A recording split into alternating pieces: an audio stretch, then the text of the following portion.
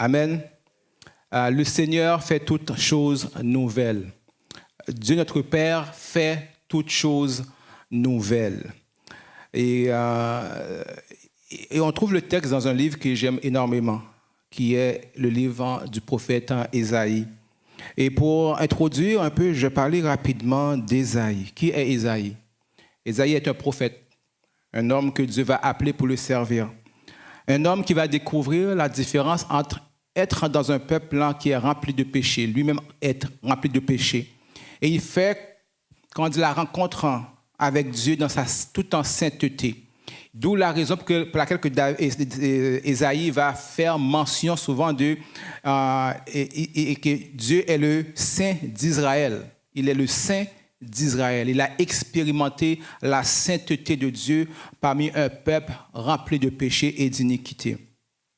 Ésaïe est un des prophètes qui va prophétiser dans le royaume du Sud. Vous savez, Israël a été divisé en deux après la mort de Salomon. Donc, il y avait le royaume du Nord et le royaume du Sud. Donc, le royaume du Nord contenait 10 tribus qui s'appelaient Israël, et le royaume du Sud contenait 2 tribus, dont Juda, dont le nom on appelait le royaume de Juda. Et je trouve que c'est très prophétique, la façon que Ésaïe, le prophète, va prophétiser. En général, chaque prophète prophétise ou parle au peuple à laquelle il appartenait. Mais Ésaïe commence par prophétiser sur Juda, qui est son peuple. Mais progressivement, le thème de Juda est remplacé par Israël. Amen. Ça nous montre quoi? Lorsqu'il parle d'Israël dans ce texte qu'on va voir, il ne fait pas référence au royaume du Nord ou au royaume du Sud, mais il fait référence à l'ensemble des 2 royaumes. Il y a beaucoup de séparations que nous faisons, beaucoup de différences que nous faisons. C'est de notre niveau à nous, pas celui de Dieu. Amen. Dieu ne voit pas encore une fois comme que nous voyons. Dieu ne sépare pas comme que nous séparons.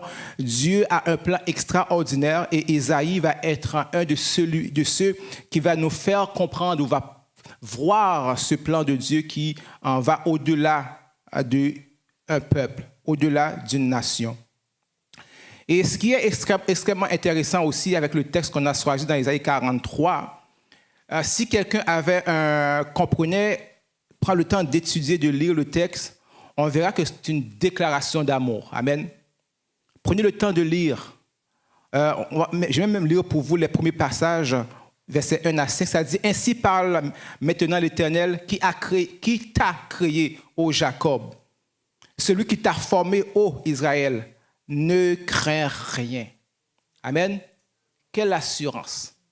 Dieu parle à un peuple qui est plongé dans l'iniquité. Dieu parle à un peuple qui ne l'écoute pas du tout.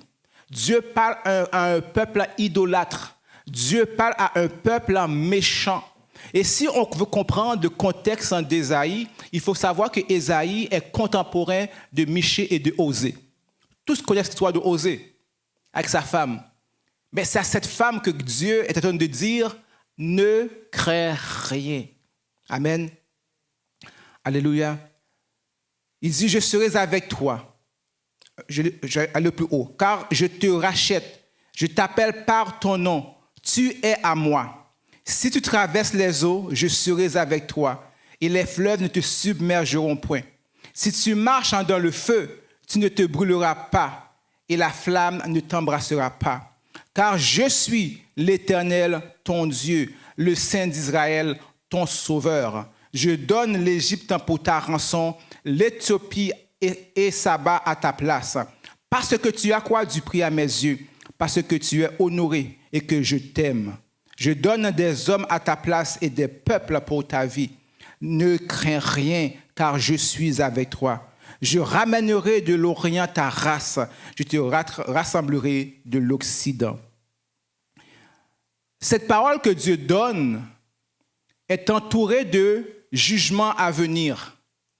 Car Ésaïe expliquait au peuple, à cause de leur iniquité, Dieu va les châtier comme qu'il a châtié les autres nations. Car il est un Dieu juste. Quand nous persévérons dans l'iniquité, quand nous persévérons dans ce qui est mal, la justice de Dieu nous rattrape, frères et sœurs. Mais cependant, Dieu déclare, je t'aime toujours. Amen. Dieu veut rappeler au peuple que malgré tout ce qui a été proclamé, tout ce qui a été dit, mon esprit, mon plan, mon amour n'a jamais changé. Amen. Si le monde va à leur perte, ce n'est pas parce que Dieu le veut. Amen. C'est à cause des conséquences de nos choix, de nos péchés. Mais le cœur amoureux de Dieu veut que nous rappelons combien qu'il tient à nous individuellement comme collectivement, frères et sœurs. Dieu rappelle ici pour Israël, tout ce qu'il a fait comme prodige. Des nations et des peuples ont été donnés pour que ce peuple puisse découvrir la grandeur de Dieu. Dans ce passage, si on prend le temps de lire au complet, Dieu va faire comprendre à Israël, à Juda, comment que toutes les autres nations autour d'eux qui ont des dieux, des divinités, ne parlent pas. C'est des idoles qui n'ont pas de vie. Mais lui, il est le Dieu qui se révèle. Amen. L'Éternel a une bouche pour parler. Il démontre qu'il est seul capable de sauver. Dans le texte, il pose la question, qui peut décider d'aller contre mon plan? Quel autre Dieu peut se tenir debout s'il en avait un, s'il y avait d'autres dieux? Il dit, je suis le seul et je resterai le seul. Trop souvent, on s'égare derrière plein de choses, oubliant que le seul vrai Dieu, c'est l'Éternel des armées. Le seul qui nous aime d'un amour infini, c'est Dieu. On cherche tellement de secours, on cherche tellement d'alliances à l'extérieur de Dieu. Mais il rappelle à Israël que tous ces dieux ne peuvent rien pour lui. Tout ce que nous aspirons plus que Dieu n'a aucun pouvoir pour nous donner la vie. Mais lui seul en est capable. Et non seulement qu'il en est capable, c'est ce qu'il veut, nous accorder la vie.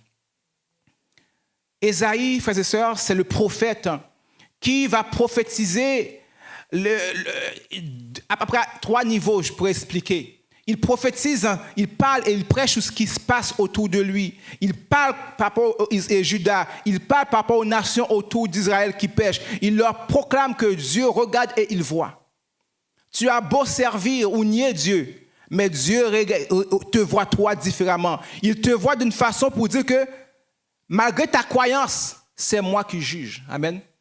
Malgré les autres nations avaient d'autres croyances en d'autres dieux, il leur dit, il reste que c'est moi qui dis ce que tu fais est bien ou mal. Et Ésaïe avait cette mission de prêcher non seulement à Juda, son peuple, mais aussi aux nations autour de lui. Pourquoi? Parce que ici, Ésaïe essaie de reprendre un peu ce que Israël aurait dû faire, ce que Juda aurait dû faire, un exemple et un modèle pour montrer qui est le vrai Dieu. Amen. Vous savez, il ne faut pas croire, un peu comme l'exemple d'Élie, que nous sommes les seuls capables de montrer la gloire de Dieu. Si je faille de ma mission, Dieu ne faillira pas dans la sienne, dans son plan. Amen. Si nous faillissons, Dieu ne faillira pas. Mais c'est un privilège que j'ai, c'est un privilège que vous avez, de pouvoir en participer, de porter le nom que Dieu t'a donné pour le service. Alors, ce grand prophète, non seulement qu'il rappelle aux gens, au peuple, leur iniquité, le jugement qui s'en vient, en deuxième partie, il va leur rappeler la bonté, l'amour de Dieu pour eux. Et c'est ce texte qu'on vient de lire. Comment que Dieu dit, malgré tout, je t'aime. Malgré tout, regarde tout ce que j'ai fait pour que tu sois là. Alors reviens à moi. Reviens à moi. Et s'il y a un thème profond qu'on peut accorder aussi à Ésaïe, c'est la rédemption. Dieu qui veut la rédemption de son peuple. Dieu qui veut la rédemption de l'humanité. Et en troisième partie, Ésaïe est celui qui va prophétiser la venue du Messie. Son œuvre, c'est ce qu'il va vivre, sa mission, ce qu'il va déclarer. Ésaïe est un prophète messianique. Donc, il prophétise les choses concernant Jésus, même les choses de la fin. Amen. Donc, lorsque nous lisons Ésaïe, nous devons garder à l'esprit ces 3 étapes. Il parle aux gens autour de lui. Il parle de l'amour de Dieu, le plan de Dieu, mais il parle de l'œuvre profonde de notre Seigneur Sauveur Jésus-Christ. C'est ce qu'on va voir un peu à travers les quelques points que j'ai soulignés ce matin. Parce que ce texte nous rappelle que Dieu est tout puissant. Dieu est tout puissant. Il a fait des prodiges pour le peuple. Il a fait des exploits extraordinaires. Dans ce texte, Dieu va rappeler encore à Israël qu'il est le Dieu unique. Il n'y a pas d'autre Dieu. Ne cherchez pas d'autre sauveur. Il y en a un seul, c'est l'Éternel des armées. Au-delà de cela aussi, il se présente comme le Dieu qui est en amour, dont l'amour se manifeste sur toutes les formes. Il nous surprend, prêt à nous surprendre dans ses actions pour nous sauver. Dieu nous dit à travers de ce texte, je n'agis pas d'une façon que tu vas dire, ça c'est Dieu. Ce n'est pas le mari, frères et sœurs, qui après 10 ans, ou la femme après 10 ans, qui est plate. Amen. Mais Dieu dit, je te surprendrai à chaque jour. La Bible nous dit que Dieu renouvelle ses bontés envers nous chaque matin. Il veut nous surprendre. Il veut que tu saches que tu es toujours à ses yeux. Amen. Il est l'amant qui veut te conquérir jour après jour. C'est ma réflexion par rapport à cette déclaration de Dieu de la bouche d'Ésaïe était comment, sincèrement, mettez-vous dans le contexte. Je viens vous voir, ok? Je viens vous voir dans une relation d'amitié ou quoi que ce soit. Puis je vous fais quelque chose de mal. Puis là, je demande, je dis, excuse-moi. Amen. Par compassion, par relation, vous allez me pardonner, n'est-ce pas? Amen. Parce que vous pensez et vous savez peut-être que je suis sincère, que je ne vais pas reproduire ce que j'ai fait aujourd'hui.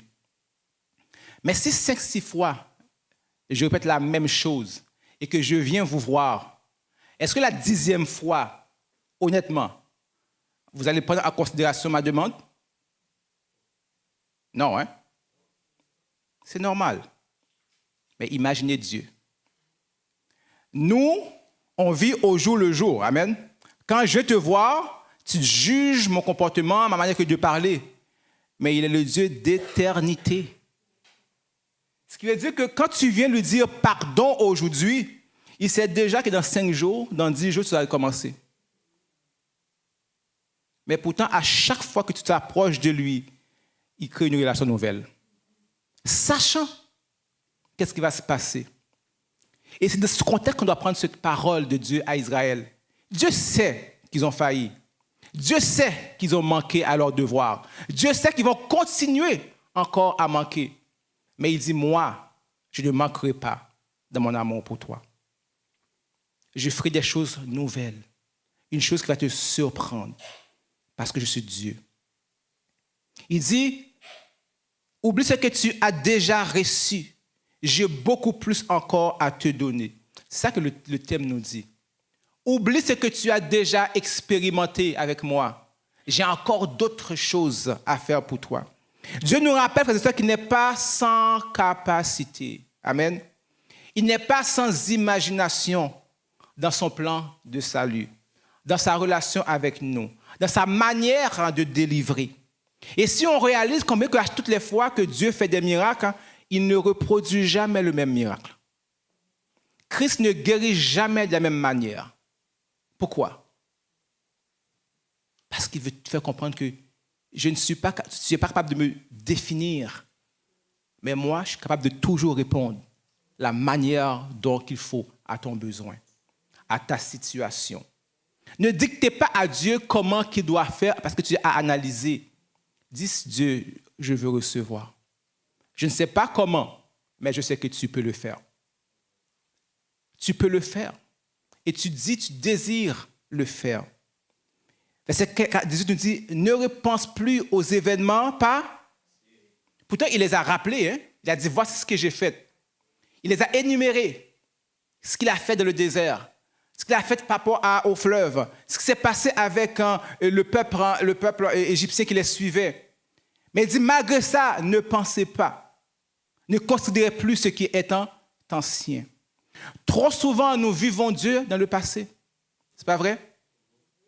On dirait qu'on n'a aucune expérience nouvelle ou récente avec Dieu. On parle du Dieu du passé. Vous savez, quand j'étais jeune, très, très, très jeune, l'amour de Dieu était dans mon cœur.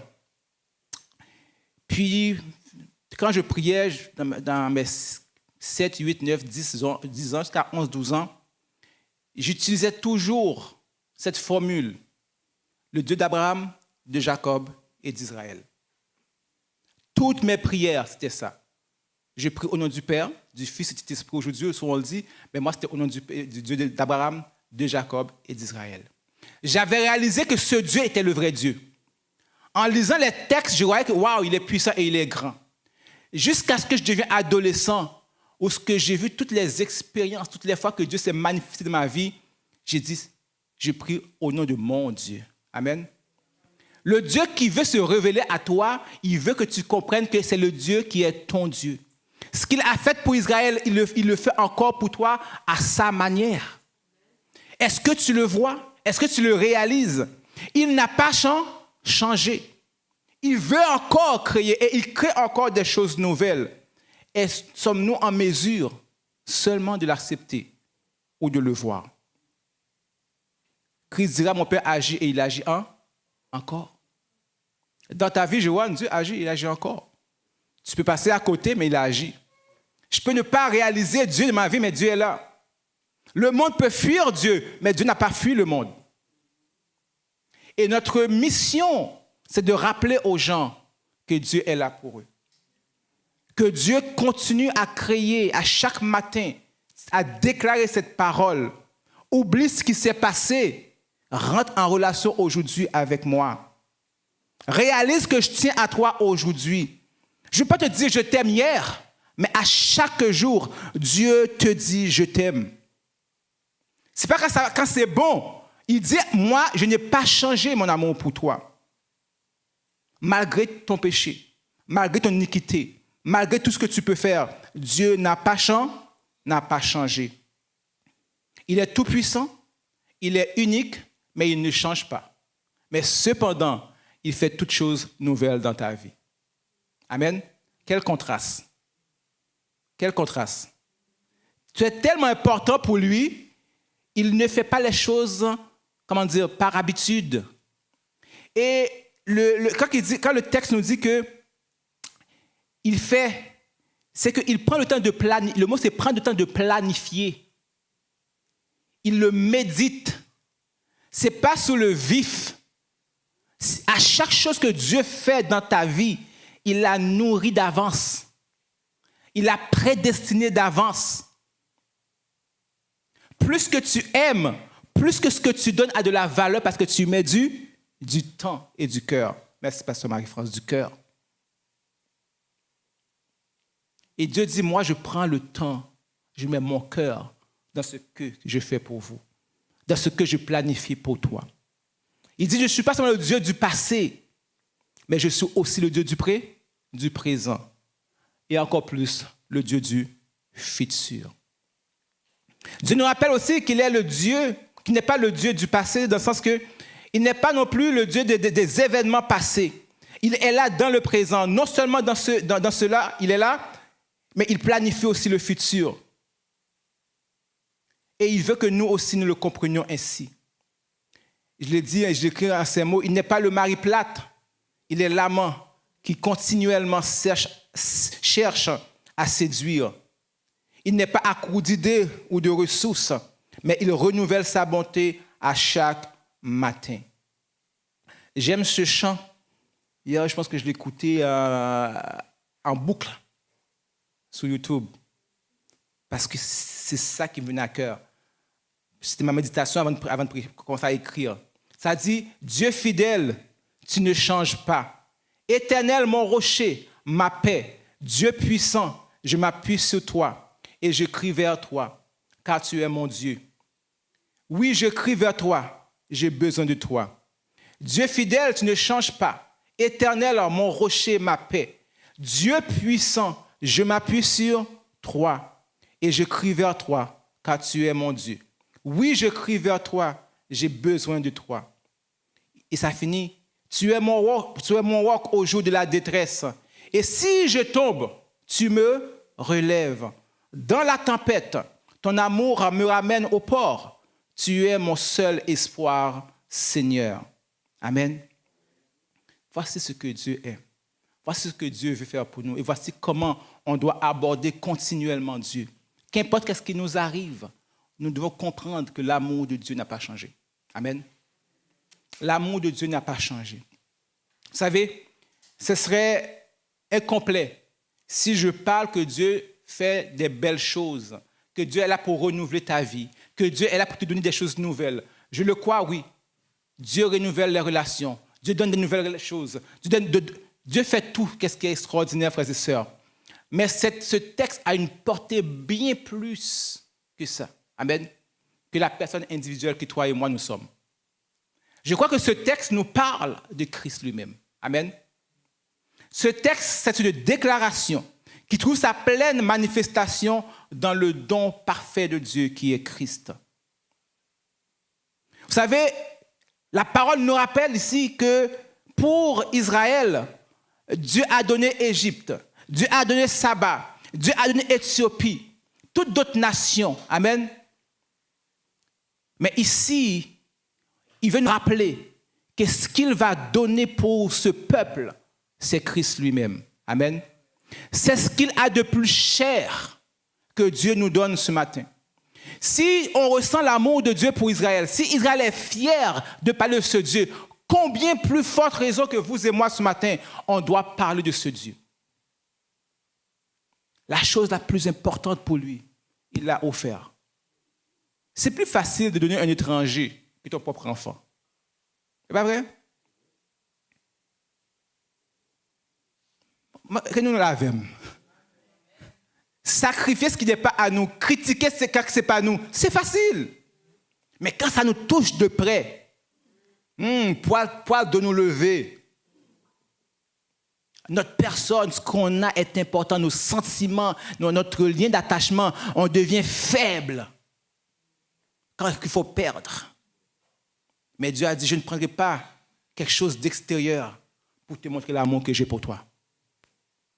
Je prends ce qui est le plus cher à mon cœur pour te montrer la valeur que tu as à mes yeux. Il a donné Jésus-Christ. Frères et sœurs, Christ nous rappelle aussi que le plan parfait que Dieu a pour nous ne tient pas compte du manquement que nous avons dans le service religieux. Amen. C'était un peu ce qu'Israël a vécu. Dans Ésaïe 43, versets 22 à 23, je lis, « Et tu ne m'as pas invoqué, ô Jacob, car tu t'es lassé de moi, ô Israël. Tu ne m'as pas offert des brebis en holocauste. Tu ne m'as pas honoré par tes sacrifices. » Est-ce que je peux avoir de l'eau, s'il vous plaît? « Je n'étais point tourmenté pour rendre des offrandes, et je n'étais point fatigué pour de l'encens. » Amen. Christ rappelle à Israël, dans le service, tu as manqué, n'est-ce pas? Les sacrifices sont faits pour quoi? Pour nous rappeler que nous sommes des pécheurs. Amen. Il dit, malgré que tu ne t'es pas souvenu de ça, que tu n'as pas été fidèle dans cette recherche de repentance, je ne t'ai pas tourmenté. Merci, Passe. Malgré que tu n'as pas su me représenter, je ne t'ai pas tourmenté. Mon problème avec toi, c'est même pas ça. Amen. Mon problème avec toi, c'est que je suis conscient que tu n'es pas capable. Mais je veux que tu prennes conscience de tout ce qu'il fallait faire pour venir vers moi. Amen. Je veux que tu prennes conscience de toutes ces prescriptions que Dieu te donne, toutes ces prescriptions que Dieu donne. Il veut nous faire comprendre que nous n'arriverons pas à créer ce lien que nous devrions à cause du péché, à cause de nos faiblesses. Merci. Et c'est pour ça qu'il dit que je ne t'en veux pas, tu sais. Le problème de ton péché, le problème de la situation, ce n'est pas ton manquement au service. Pourquoi? Parce que non seulement le peuple a manqué, Mais les prêtres aussi ont manqué à leur devoir. Mais Christ, amen, mais Christ est le grand prêtre. Mais Christ est l'agneau. Mais Christ n'a pas failli pour vous et moi. On a manqué, tu as manqué, mais je prépare quelque chose de nouvel. Toutes ces choses que tu as manquées, je prends conscience que tu ne pouvais pas. Mais cependant, je prépare quelque chose d'extraordinaire pour que tu n'aies plus à faire ces choses. Mais seulement, réalise que je t'aime. Réalise que je pourvois. Réalise que j'ai un plan pour ta vie. Amen.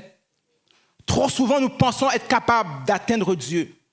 Nous pensons que les plans, les choses que Dieu nous demande, on va y arriver. Mais au plus profond de nous, nous décevons Dieu. Mais Dieu ne le réalise pas, ne le prend pas personnellement, frères et sœurs, parce qu'il a pourvu pour nous. Au verset 40, je lis un peu plus bas, au verset 24 et 25, on va voir qu'il y a aussi non seulement un manquement au niveau du service, mais il y a aussi un manquement dans l'adoration. Amen. Il dit au verset 24, tu n'as pas pris de l'argent acheté pour moi des aromates, excuse-moi. Tu ne m'as pas rassasié de graisse de tes sacrifices. Tu m'as tourné, excuse-moi, je relis, d'accord? Tu n'as pas appris d'argent pour acheter pour moi des aromates.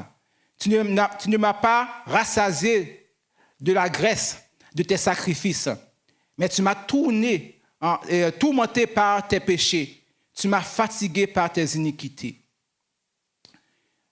Ce qu'on aurait dû faire pour montrer à Dieu qu'on l'adore, on ne l'a pas fait. Et malgré ça, Dieu n'a pas été blessé. Mais il dit, c'est tes péchés qui m'ont tourmenté. Et ici, tourmenté ne veut pas dire que j'étais blessé personnellement. Tu m'as fait du tort. C'est que tu te fais du tort quand tu pêches. Amen. Imaginez-vous ton enfant que tu élèves. Tu vois faire des actions mauvaises dehors. Tu le vois tuer, voler. Tu es tourmenté parce que tu sais qu'il va être jugé, condamné et qu'il va peut-être même mourir. C'est la souffrance de la mère. C'est la souffrance du père qui parle ici, non pas la peur pour soi-même.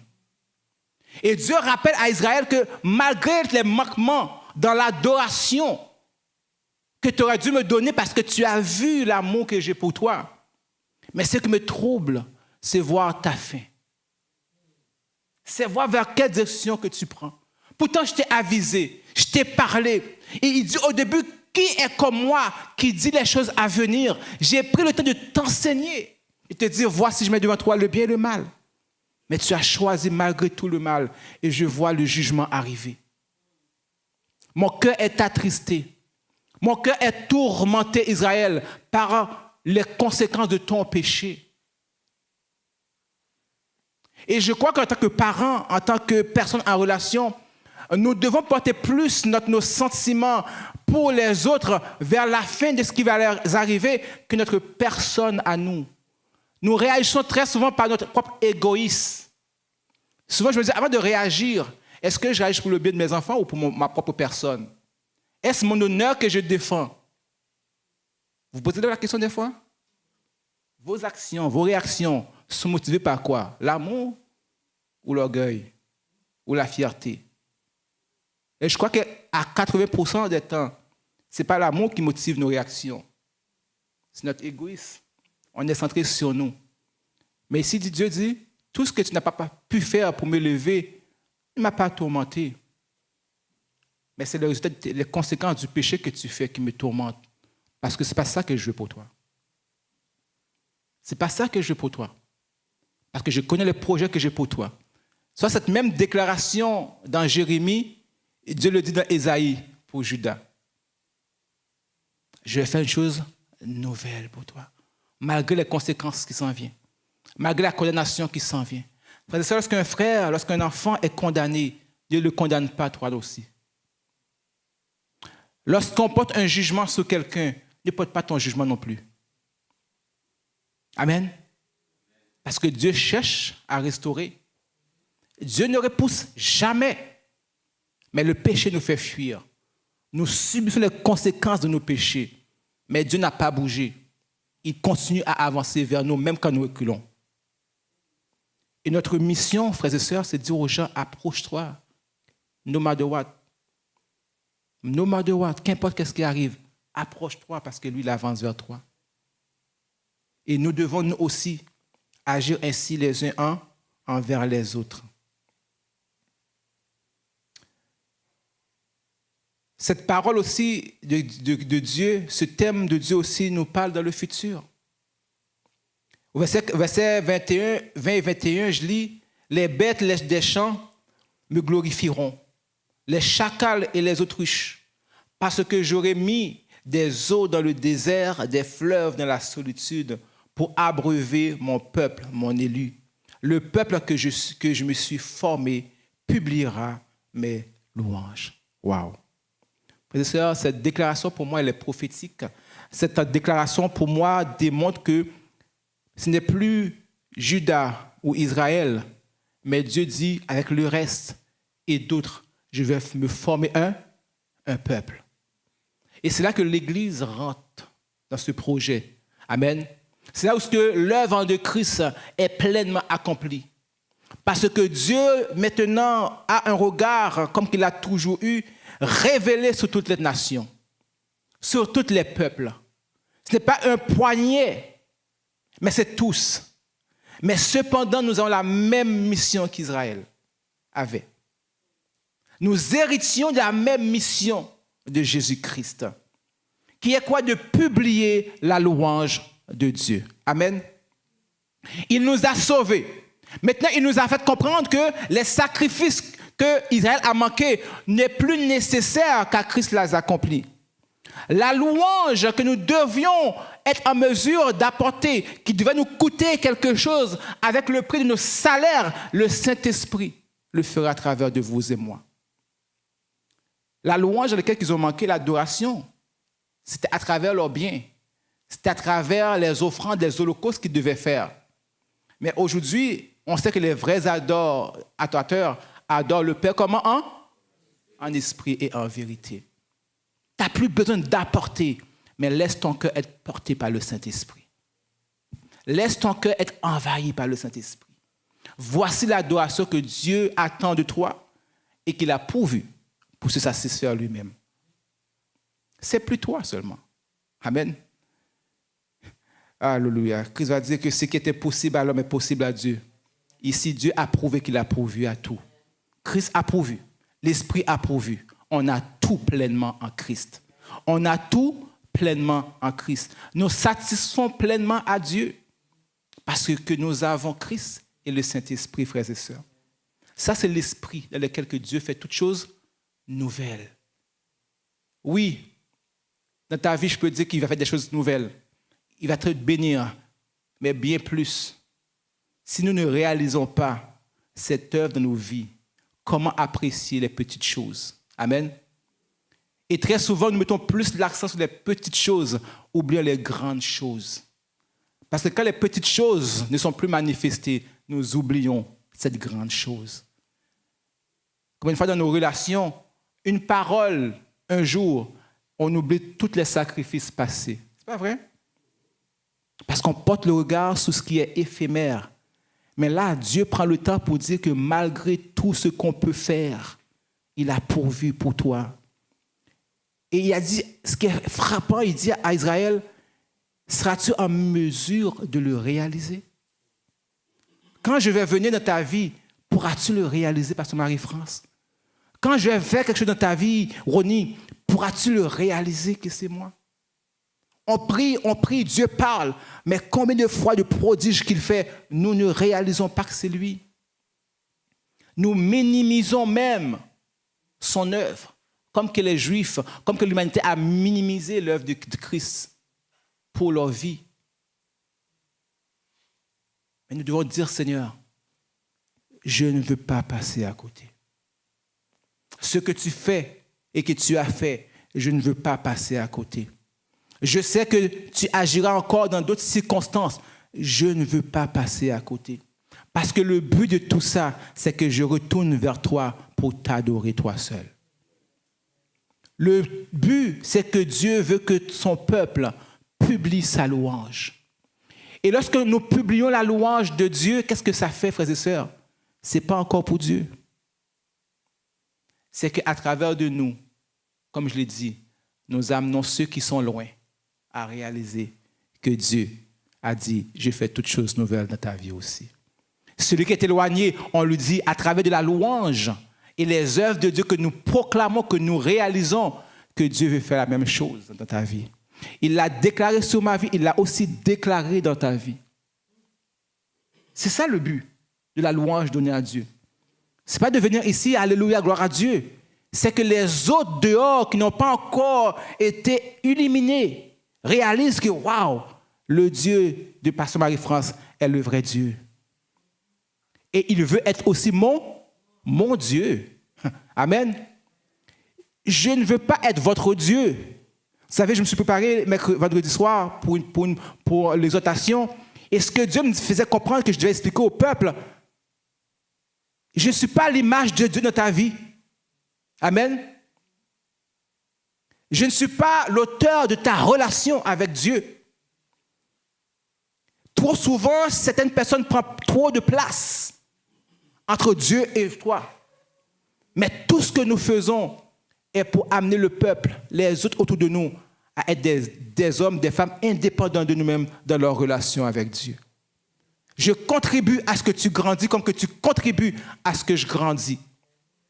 C'est la seule chose. Et c'est cette louange que Dieu attend de son peuple ce matin. Cette louange que Dieu attend de toi et moi ce matin.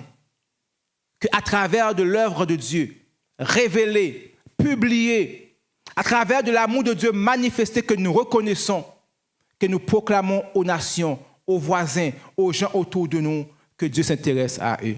Car Dieu fait toujours une chose nouvelle. Je ne sais pas comment il va le faire dans ta vie, mais Dieu fait une chose nouvelle. Et ça se renouvelle à chaque matin. Que le Seigneur vous bénisse.